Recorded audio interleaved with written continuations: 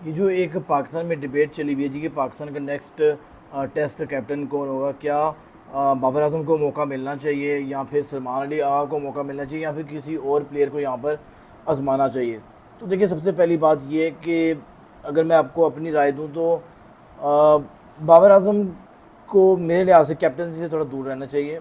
As a player उसको चाहिए कि वो खेले यहाँ पर और अपनी जो है जो भी सर्विसेज पाकिस्तान को उन्होंने देनी है वो एज अ प्लेयर अब दें। एज अ कैप्टन अब आपने जो भी करना था आपने कर लिया हुआ है और इस कौम ने या फिर इस टीम ने आपको उस वक्त रिगार्ड नहीं किया। ऑल्दो आपने बड़े प्लेयर्स को मौके दिए, काफ़ी प्लेयर्स के साथ थोड़ी सी ज़्यादती भी हुई, मैं खुद फील करता हूँ। फैसल अकरम के साथ जिसे हम कह लें, सुफियान मुकीम को वहाँ मौका नहीं मिला और दुबई की विकेट थी वहाँ पे हम लोग और भी स्पिनर्स ट्राई कर सकते थे 2022 के अंदर भी।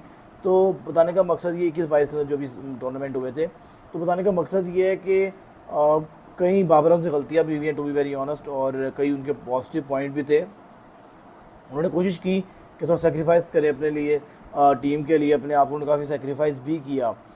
बट मेरे लिहाज से जो हमारे प्लेयर्स थे और जो हमारी मैनेजमेंट थी उन्होंने बाबर आजम को उस तरह से रिगार्ड नहीं किया एज ए कैप्टन। उनकी अगर आप सर्विसेज देखें तो दो वर्ल्ड कप के एक सेमीफाइनल फाइनल तक हम लोग गए हैं जी T20 के। उसके बाद कैप्टन्स जो आए हैं उनकी परफॉर्मेंस आप देख सकते हैं, आप सबके सामने है। और उसके बाद फिर जो हमारी वनडे की टीम थी वो भी जो है अच्छा परफॉर्म कर रही थी। टेस्ट की टीम में ठीक है कुछ मसले थे बिकॉज आप लोगों ने मैच बोर्ड ड्रॉ करवाए और जीतने की तरफ नहीं जा रहे थे हम लोग, लेकिन ऑल दो फिर भी उनका 50% विनिंग का जो था वो कह लें कि रेशो थी। 50% मैच उन्होंने जितवाए हैं अपनी कैप्टनसी के अंदर, जो उनकी सक्सेस रेशो थी 50% थी। लेकिन उसके बाद जैसे ही आप शान मसूद को लेकर आए और आपने बाबर आजम को टॉर्चर करना शुरू कर दिया, ये आज की बात नहीं है, ये 3-4 साल हो गया बाबर आजम को इस तरह टॉर्चर कर रहे हैं जी। तो अब उसका रिज़ल्ट क्या आया कि जो आपका नेक्स्ट कप्तान आया उसने 14 में से 16 में से जो है 12 मैच तो वो हारा है बंदा। ठीक है, आपने कहा जी न्यू एरा शुरू हो गया, बड़ा अग्रेसिव कैप्टन है। यार अग्रेसिव कैप्टनसी ठीक है शुरू में हो सकी है उसने, लेकिन जो लास्ट जो सीरीज़ गई है बांग्लादेश की, तरफ मैं लंबी बात नहीं करूँगा, उसके अंदर उस बंदे की अप्रोच क्या थी मुझे ये समझ में नहीं आई।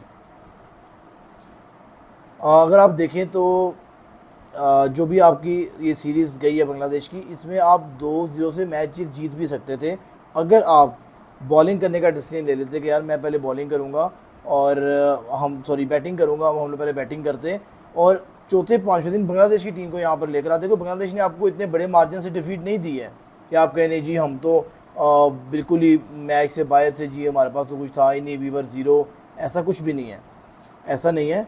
हुआ ये है कि आप मैच में थे बट अपनी डिसीजन मेकिंग जो आपकी पावर थी वो बड़ी गलत थी और नेगेटिव माइंडसेट की वजह से आप जो है वो एक बहुत ही बैकफुट पे रहकर खेलना शुरू हो गए। पहली बात, आपने जब टॉस जीता तो जो मुझे मेन कंसर्न है, आपने बॉलिंग क्यों की? आपने जब बैटिंग की तो आपका लाइक जब बॉलिंग की आपने, जब आपकी बॉलिंग में टारगेट सेट हुए, एक दफ़ा भी आपने उनकी जो है वो ट्रेल को ख़त्म करके लीड की तरफ लेके जाने की तरफ आप नहीं गए। तो बताने का आपको मकसद ये कि इन शॉर्ट यही चीज़ है कि आपका जो मेन कंसर्न था वो यही था जी कि आपके जो है वो बैट्समैन जो है वो नहीं खेल पाएंगे जी ग्रीन टॉप विकेट के ऊपर। तो आपके बैट्समैन दूसरी जब वो विकेट थोड़ी सी बैटिंग फ्रेंडली आपके मुताबिक, मैं तो नहीं कहता कि हुई है, आप लोगों के मुताबिक जो आपकी मैनेजमेंट है कि जो दूसरा तीसरा दिन होगा उसमें बैटिंग फ्रेंडली विकेट हो जाएगी, तो तब भी नहीं चल पाए। तो बात तो सीधी सी है, जिसने चलना है भाई उसने वैसे भी चलना है, जिसने नहीं चलना उसने यहाँ पर भी कुछ नहीं कर पाना। तो आपका एक नेगेटिव माइंडसेट था कि यार मेरी टीम है जी, मैं टीम को पहले अगर बॉलिंग करवा लूँ तो शायद मेरे जो बैट्समैन है वो बच जाएंगे। देखिए आपके बैट्समैन बिल्कुल भी नहीं बचे। देखिए जो आपके जो थे ना डेब्यूटेंट्स, अब्दुल्ला फजल और अजलान अवैस, उन्होंने बहुत बेहतर परफॉर्मेंस दिखाई है। जो मेन मसला आया ना आपका, वो आपका मसला आया जी आपका मिडिल ऑर्डर के अंदर। आपका रिजवान और सलमान अली आगा ने बड़ी अच्छी इनिंग्स खेली हैं और टेल ने आपको उस तरह सपोर्ट नहीं किया। अगर टेल ने आपको 30-40 50 स्कोर दिया होता हर इनिंग के अंदर, तो वो स्कोर करके आप मैच जीत भी सकते थे। और दूसरा जो मेन कंसर्न है, आपकी बॉलिंग इतनी तगड़ी नहीं थी कि आप उनकी 20 विकेट ले सकते। जब आपने 20 विकेट दी हैं वो 20 विकेट बहुत लेट हो गई। ऑन द गिवन टाइम जब आपको विकेट चाहिए थी तब तो आप विकेट नहीं ले पाए।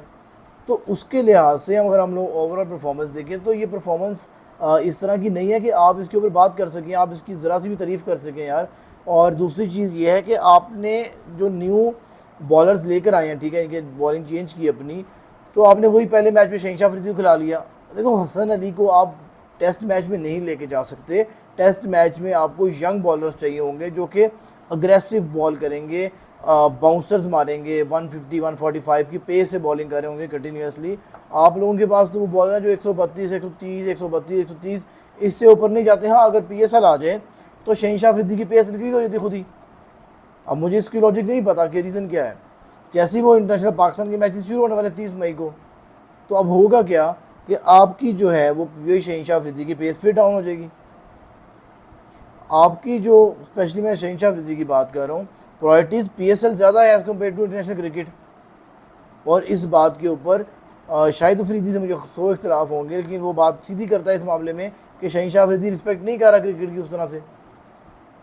तो अब अगर आपने नई कैप्टनसी देनी है तो आप कैप्टनसी दें, कम से कम 2 से 4 सालों के लिए दे दो, दें कम से कम 15-20 टेस्ट मैचेस का रन तो दें उस कैप्टन को। ठीक है, शान मसूद को आपने कर दिया सैक, उसकी रीज़न भी बिल्कुल लॉजिकल है जी, उसने बिल्कुल कुछ भी नहीं परफॉर्मेंस दिखाई, समझ में आती है। लेकिन एटलीस्ट जो अगला आपको कैप्टन आएगा उसको 20 मैच तो दें आप, वो टीम को बना सके, समझ सके। अब मिडिल ऑर्डर में जो है अब डिफरेंट चेंजेस करने पड़ेंगे, बोल्ड डिसीजन लेने पड़ेंगे आपको। आप कैसे उम्मीद लगा सकते हैं कि नया कैप्टन आके इतने बोल्ड डिसीजन ले लेगा? या तो आप उसको पूरा राइट दें जी, ठीक है आपकी टीम है, अगले 3 साल बाद मैं आपसे पूछूंगा कि आप कहाँ पे खड़े हुए जी, आपने हमारे से क्या किया है। तो ये चीज़ें आपको देखनी पड़ेंगी। अपने कैप्टन्स जो है उनको स्ट्रेथन करें, अगर आप कैप्टनसी को देना चाह रहे हैं किसी को, उनको स्ट्रॉन्ग करें एंड उनको ये कहेंगे ठीक है जी आप स्ट्रॉन्ग हों और हमें मैक्सिमम रिजल्ट निकाल के दिखाएं यहाँ से, और देखिएगा और निकाल के दिखाएंगे। तो कुछ गलतियाँ PCB की भी हैं यहाँ पर, उनको देखना पड़ेगा। दूसरा, प्लेयर्स को भी थोड़ी रिस्पॉन्सिबिलिटी लेनी पड़ेगी कि यार ये मेरा मुल्क है, मुझे इसके लिए खेलना पड़ेगा और परफॉर्मेंस दिखानी पड़ेगी। अगर आप परफॉर्मेंस नहीं दिखाएंगे तो ऑब्वियसली बात है पाकिस्तान का जो क्रिकेट ग्राफ के नीचे आता रहेगा, फैंस आपसे लॉयल नहीं रहेंगे, आपको नहीं देखेंगे और फिर आपको वो रेवेन्यू जनरेट नहीं होगा। जैसे आपका घर नहीं चलेगा, रेवेन्यू जनरेट जब नहीं होगा तो मामला तो आपके लिए ख़राब हो जाएंगे। जैसे पाकिस्तान की हॉकी टीम का हुआ है, सेम आपके भी हालात हो जाएंगे। तो आपको कंसर्न लेने पड़ेंगे, सोचना पड़ेगा इसके ऊपर। हर एक प्लेयर को अपने लेवल के ऊपर पेन लेनी पड़ेगी यहाँ पर, क्योंकि हम लोग अगर 1 साल देखें तो हमारी क्रिकेट में डिप ही आया, कुछ बूम नहीं मिला, कोई बूस्टअप नहीं मिला, कुछ आवाम को कोई होप्स नहीं मिली कि यार यहाँ से एक हो सकता है एक अच्छी नया जो है मोमेंटम हम कैरी करें, नई चीज़ों को कैरी कर लेके चलें। कुछ भी ऐसा नहीं हो रहा यहाँ पर। तो ये है कि पूरी मैनेजमेंट को और पाकिस्तान के हर एक प्लेयर को इंडिविजुअली देखना पड़ेगा कि मैं क्या परफॉर्म कर सकता हूँ, मैं कैसे इस नेशन को जो है और इस स्पोर्ट के अंदर कंट्रीब्यूट कर सकता हूँ, ताकि मेरी भी रोजी रोटी चलती रहे और उसके बाद PCB का भी हालात बुरे ना हो जाए। बिकॉज हमारा जो कम्पेटिटर है वो तो हमें खाने के लिए दौड़ है। इसको आप बात को समझ नहीं है। PSL इज़ अ ब्रांड, बन रहा है ब्रांड, 11 साल हो गए माशाल्लाह हमने PSL करवाया है। अब इसको आगे लेके जाना है, इसको पीछे लेके नहीं आना। तो उसके लिए हर एक प्लेयर को रिस्पॉन्सिबिलिटी लेनी पड़ेगी।